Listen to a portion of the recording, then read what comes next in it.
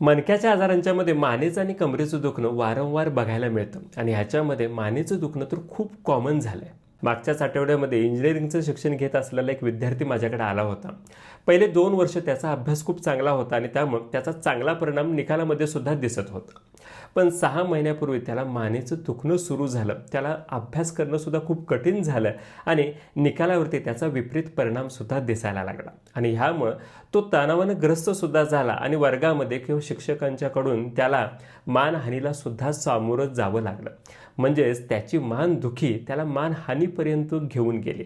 मग असा हा आपलं डेली रुटीन हॅम्पर करणारा आजार का होतो, आपण याच्यासाठी काय काळजी घ्यायला पाहिजे आणि कोणते उपाय याच्यासाठी आहेत, हे आपल्याला ह्या व्हिडिओमध्ये बघायचं आहे.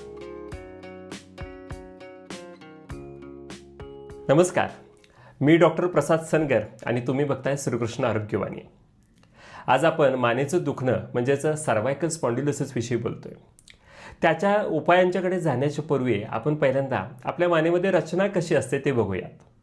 आपल्या मानेमध्ये एकूण 7 मणके असतात, ज्याला सर्वायकल व्हर्टिब्राज असं म्हणतात. प्रत्येक मणक्यांच्या मणक्याच्या मधली गादी किंवा ज्याला आपण चकती म्हणतो ती सुद्धा असते आणि ह्या प्रत्येक मणक्यातून आपल्या खांद्याकडं, हाताकडं आणि हाताच्या बोटांच्याकडे जाणाऱ्या नसासुद्धा असतात, ज्या नसांच्या जाळ्याला सर्वायकल प्लेक्सस असं म्हणतात. ह्या सगळ्या रचनेला सपोर्ट देण्याकरता मानेचे स्नायूसुद्धा तिथं असतात. सर्वायकल स्पॉन्डिलोसिस हा एक डिजेनरेटिव्ह आजार आहे. इथं मणक्यांची झीज होते आणि झीज झाल्यामुळं मणक्यांच्या कडांना सूज येते, ज्याला ऑस्टिओफाईट फॉर्मेशन असं म्हणतात. ज्यावेळेला एखाद्या मणक्याचा आकार बदलतो त्यावेळेला इतरही मणक्यांचा थोडा थोडा आकार बदलत जातो आणि मग मणक्याचा जो नॉर्मल कर्व असतो तो बिघडायला लागतो.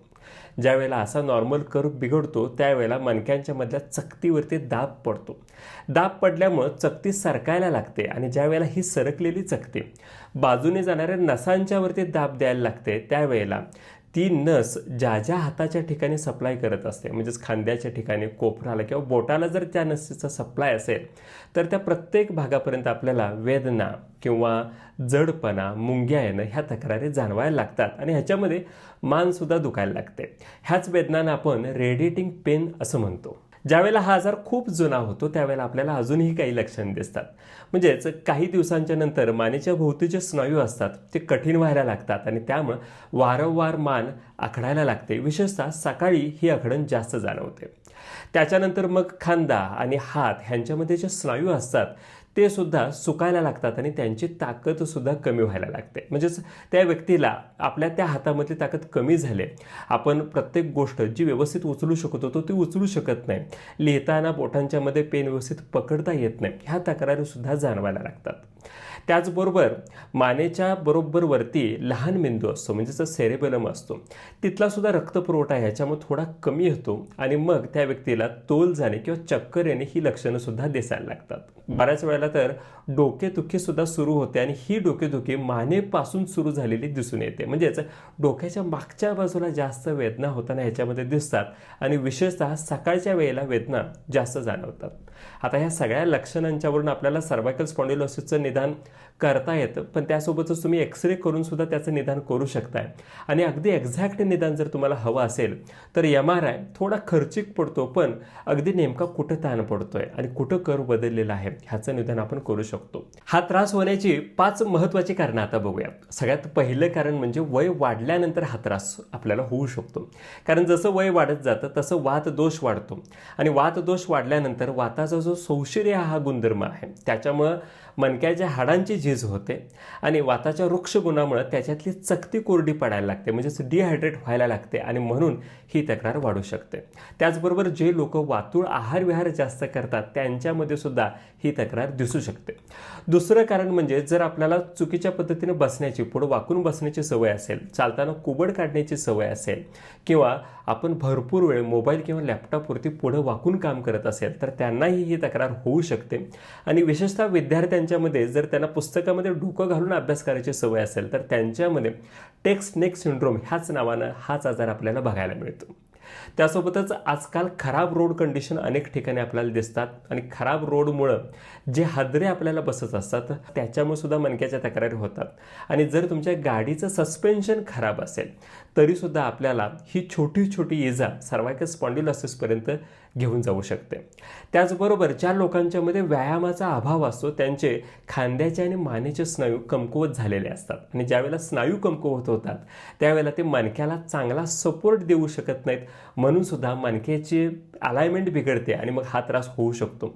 ज्या लोकांना ताणतणावाला आणि भीतीला, चिंतेला वारंवार तोंड द्यावं लागतं त्यांच्यामध्ये सुद्धा ही तक्रार होते, कारण भय आणि चिंता ह्या दोन्ही गोष्टी वात वाढवणाऱ्या आहेत आणि त्यामुळं अशा पद्धतीचा ताणतणाव सुद्धा जरी मानसिक असला तरी सुद्धा शारीरिक सर्व्हायकल स्पॉन्डिलोसिसपर्यंत घेऊन जातो. आता सर्वात महत्त्वाचं म्हणजे ह्याच्यावरती आपण उपाय काय करू शकतो.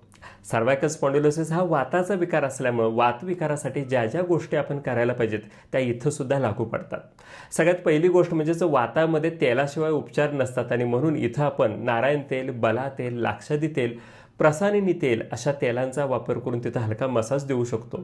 त्याचबरोबर तिथं आपण स्टीम किंवा शेकसुद्धा देऊ शकतो. शेक देण्यासाठी आपण गरम पाण्याचा हॉट वॉटर बॅगचा वापर करू शकतो किंवा तुम्ही एरंडाच्या किंवा निरगुडाच्या पाण्याची पुरचुंडी बांधून त्याचाही शेक तिथं देऊ शकताय. जर जास्तच वात वाटला असेल तर तिथं तुम्ही निरोह आणि अनुवासन बस्तीसुद्धा वैद्यकीय सल्ल्याने घेऊ शकताय. जर तिथं झीज खूप असेल तर मन्या बस्तीचा सुद्धा तिथं फायदा होतो आणि जर मानेच्या आणि खांद्याच्या स्नायूंची ताकद खूप कमी असेल तर नस्य हा पंचकर्मापैकी एक उपाय आहे, तो सुद्धा तिथं खूप चांगला लागू पडू शकतो. दुखण्याची तक्रार म्हटलं की प्रत्येकाला इन्स्टंट पेन रिलीफ हवी असते आणि मग इथं पेन किलर घेतले जातात, पण पेन किलर बरोबर त्याचे साईड इफेक्टसुद्धा येतात. त्याच्याऐवजी तुम्ही जर अग्निकर्म किंवा विद्धकर्म करून घेतलं तर त्याचाही तुम्हाला इन्स्टंट पेन रिलीफसाठी फायदा होऊ शकतो. यासोबतच पोश्चरल करेक्शन करणं खूप गरजेचं आहे. चालण्याची, बसण्याची किंवा उभं राहण्याची जी आपली लकब असते ती सुद्धा आपण बदलायला पाहिजे. आपण सरळ उभं राहायला पाहिजे. झोपताना सुद्धा तुम्ही खूप जास्त कुशन असणारी गादी वापरत असाल तर ती बंद करा. उंच उशी वापरायची सवय असेल तर तेही बंद करा आणि मानेखाली चादरचा रोल करून तो घेतला तरीही मानेला त्याचा चांगला आधार मिळू शकतो.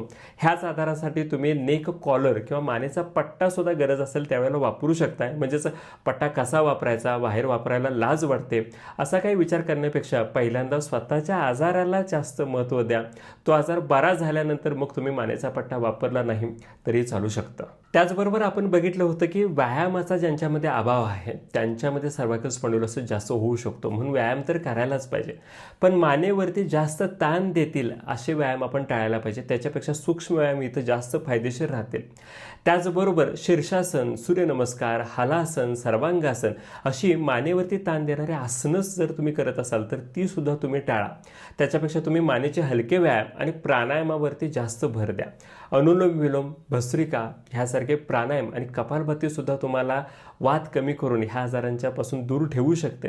त्यासोबतच मनाचं स्वास्थ्य सुद्धा इथं खूप गरजेचं आहे. त्याच्यासाठी मेडिटेशनचा रोज अभ्यास करणं सुद्धा तुम्हाला मानेच्या तक्रारीपासून दूर ठेवू शकतं आणि तुमची कॉन्फिडन्स सुद्धा बिल्टअप करू शकता. ह्या आजारातून तुम्ही बाहेर पडू शकता हा विश्वास त्याच्यातून तुम्हाला मिळू शकतो.